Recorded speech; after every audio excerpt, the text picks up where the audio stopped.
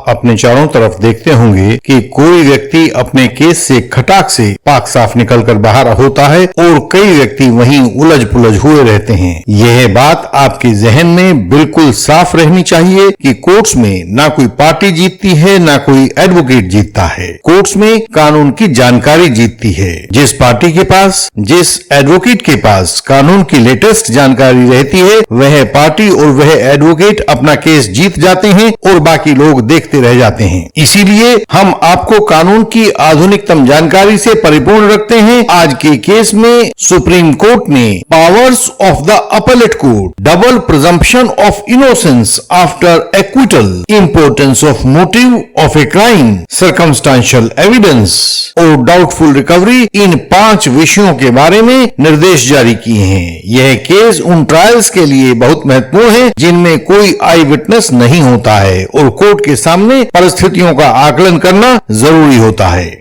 हमारी हर एक वीडियो में आपको झूठे अपराधों से बचने के तरीके और कानून की सही जानकारियां मिलती हैं। ये वीडियोस आपको बचाव के सब नियमों से अवगत कराती हैं। आप अपने सत्य क्लेम को हमारी सहायता से आगे बढ़ा सकते हैं, विजय प्राप्त कर सकते हैं। आप इस वीडियो को लाइक करें, शेयर करें और चैनल को सब्सक्राइब करें। साथ दिए गए बेल आइकन को प्रेस करें ताकि नई वीडियोस आपसे मिस ना हो जाएं।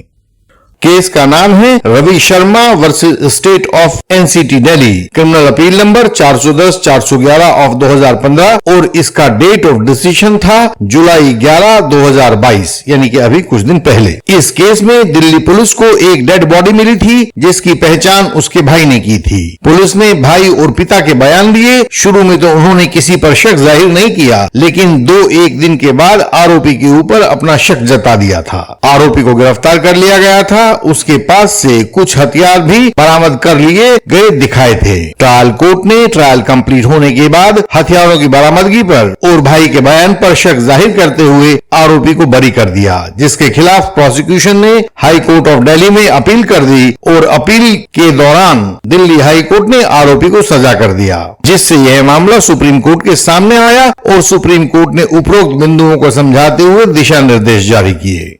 इनमें से पहला बिंदु था powers of the appellate court, कि किसी कोर्ट के सामने जब अपील होती है तो उसके पास क्या क्या शक्तियां उपलब्ध होती हैं। अपीलेट कोर्ट की शक्तियों का जिक्र करते हुए सुप्रीम कोर्ट ने अपने एक बहुत ताजा लेकिन दूसरे निर्णय Zafaruddin versus state of Kerala 2022 SCC online SC 495 को उद्धृत किया और कहा, सेक्शन 378 सीआरपीसी के अंतर्गत अपीलेट कोर्ट को यह देखना होगा कि आरोपी के बरी होने से उसके निर्दोष होने की दोहरी अवधारणा बन जाती है, डबल प्रिजम्पशन बन जाती है। पहली तो यह है कि जब तक किसी का दोष सिद्ध न हो तो वह निर्दोष माना जाता है, और दूसरी, उसके बरी होने से ट्रायल कोर्ट का निर्णय भी उसकी निर्दोषिता को पुष्टि करने लगता है। इसलिए बरी हुए आरोपी की अपील सुनते समय अपीलेट कोर्ट को बरी के निर्णय को बदलने में बहुत धीमा होना चाहिए और बहुत फूंक फूंक कर कदम आगे बढ़ाना चाहिए। यदि बरी होने के निर्णय को बदलना भी पड़े तो इसके लिए अपीलेट कोर्ट को निर्धारित कानूनी सीमाओं से बिल्कुल बाहर नहीं जाने दिया जा सकता है। सुप्रीम कोर्ट ने कहा कि इस केस में, यानी रवि शर्मा वर्सेस स्टेट में, हाई कोर्ट ने इन मानकों का पालन नहीं किया है। दिल्ली हाई कोर्ट ने सेक्शन 378 सीआरपीसी की सीमाओं का अतिक्रमण कर दिया है, जिससे उसका फैसला बुरा हो गया है, बैड इन लॉ हो गया है। रवि शर्मा वाले केस में सुप्रीम कोर्ट ने अगली बात कही मोटिव यानी कि प्रयोजन के बारे में। सुप्रीम कोर्ट ने कहा कि यदि लास्ट सीन थ्योरी से कुछ भी परिणाम निकलता ना दिखाई देता हो तो मोटिव बहुत महत्वपूर्ण हो जाता है। कोर्ट ने कहा, हर एक आपराधिक काम के पीछे एक मोटिव होता है, इसलिए जांच एजेंसियों को और कोर्ट्स को यह देखना होता है कि इस वाले अपराध को करने में उस अपराधी के पास क्या मोटिव रहा था। खासतौर से सर्कमस्टांशियल एविडेंस के केस में अपराधी के मन में चल रहे विचारों को और उसके मन में मौजूद मोटिव को परखा जाना बहुत जरूरी है। इन विचारों की और मोटिव की महत्ता उस समय बढ़ जाती है।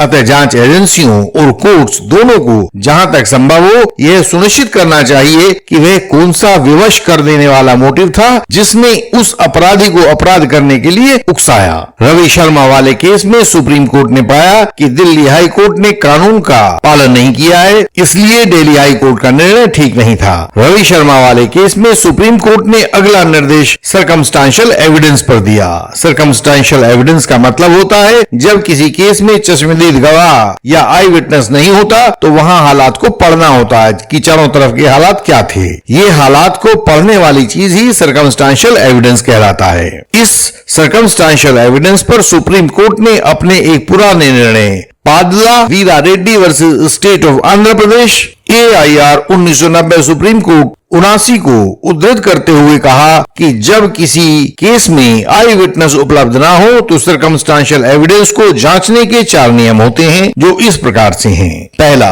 आरोपी को साबित करने वाली परिस्थितियां संजीदगी से और सुदृढ़ता से साबित हुई होनी चाहिए। दूसरा, वे परिस्थितियां बिना त्रुटि के निश्चित रूप से आरोपी का दोष सिद्ध करने वाली होनी चाहिए।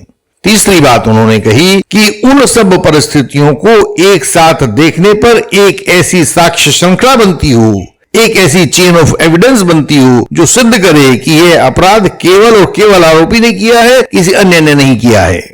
और चौथी बात जो सुप्रीम कोर्ट ने बताई कि यह सर्कमस्टांशियल एविडेंस इतना संपूर्ण हो और इससे केवल और केवल आरोपी के दोष को साबित करने की बजाय कुछ और निष्कर्ष ना निकलता हो। तो जब ये चारों चीजें, चारों टेस्ट जो सुप्रीम कोर्ट ने बताए हैं पूरे हो जाएंगे तो हम कहेंगे कि सर्कमस्टांशियल एविडेंस को पूरी तरह से साबित किया गया है और इससे निकलने वाला साक्ष्य आरोप को सिद्ध करने वाला है। सुप्रीम कोर्ट ने कहा कि यदि ये चारों बातें ना हो तो उस सर्कमस्टांशियल एविडेंस को स्वीकार नहीं किया जा सकता है। रवि शर्मा वाले केस में भी हाई कोर्ट ने यह कसौटी नहीं अपनाई है और गलती कर दी है, इसलिए हाई कोर्ट का निर्णय गलत है और उसे सस्टेन नहीं किया जा सकता है। अंत में सुप्रीम कोर्ट ने doubtful recovery under section 27 Indian evidence act पर निर्देश दिया। आप सभी जानते होंगे कि recovery under section 27 Indian evidence act criminal law का एक बहुत महत्वपूर्ण पहलू है। इसके द्वारा अपराधी के इशारे पर या कन्फेशन पर जो भी चीजें रिकवर होती हैं, पुलिस उन्हें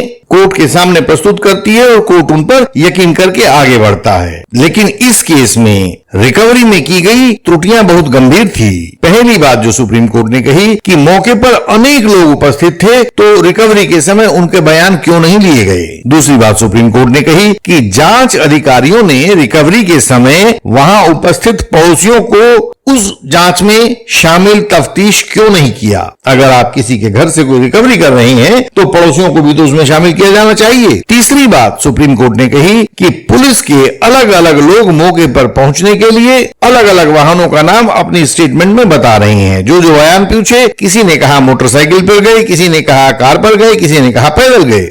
चौथी बात, पुलिस टीम के लोग उस रिकवरी के बारे में परस्पर विरोधी बयान दे रहे हैं। कोई कहता है रिकवरी यहां से हुई, कोई कहता है वहां से हुई, कोई कहता है रिकवरी इस चीज की हुई, कोई कहता है रिकवरी उस चीज की हुई। बयानों में तालमेल नहीं है, विरोधाभास है। तो इसके बाद कोर्ट ने कहा कि यदि ये सब लोग एक ही स्थान पर एक ही रिकवरी करने के लिए इकट्ठा थे तो इनके बयानों में विरोध क्यों है। क्यों इन पुलिस वालों ने मौके पर उपस्थित लोगों को तफ्तीश में शामिल नहीं किया और पड़ोसियों तक को रिकवरी के बारे में कोई सुराग तक नहीं लगने दिया। सभी कामों में इतनी गोपनीयता के साथ करने से शक और संदेह पैदा होता है। इसके बाद सुप्रीम कोर्ट ने इन सब बातों के आधार पर यह पाया कि ट्रायल कोर्ट का निर्णय ही सही था जिसने आरोपी को बरी कर दिया था। हाई कोर्ट का वह निर्णय गलत था जिसमें आरोपी को सजा की गई थी। आप इन कसौटियों के आधार पर अपने केसेस की जांच कर सकते हैं और देख सकते हैं कि मुकदमा ठीक ढंग से चलाया जा रहा है या नहीं चलाया जा रहा है। यदि कहीं पर सुप्रीम कोर्ट के इस निर्णय की अवमानना की जा रही है तो आप अपने कदम उठा सकते हैं।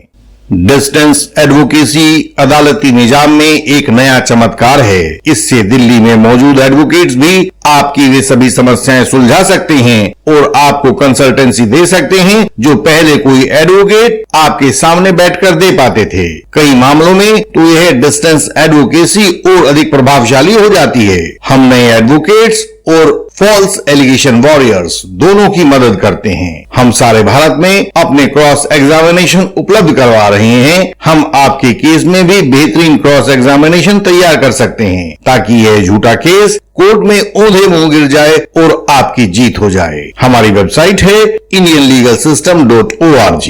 आप इस वेबसाइट पर झूठे आरोपों से जीतने की बहुत जरूरी जानकारियां अपनी सरल भाषा में प्राप्त कर सकते हैं। उस जानकारी का इस्तेमाल अपनी विजय यात्रा में करें और सफलता पाएं। सामने दिए गए तरीकों से हमारे साथ संपर्क किया जा सकता है। सबसे बेहतरीन तरीका है व्हाट्सएप मैसेज का। हमें व्हाट्सएप मैसेज भेजिए और हम आपको आगे का रास्ता सुझाएंगे। इस वीडियो को लाइक करें, शेयर करें, इसे फैलाएं, हमारे मेंबर बने ताकि आपको कंसल्टेशन मिल सके। हमारे चैनल को सब्सक्राइब करें, बेल आइकन को प्रेस करें ताकि आपकी कोई वीडियो मिस ना हो जाए। हम आपसे अगली वीडियोस में फिर मिलेंगे। तब तक के लिए प्रणाम।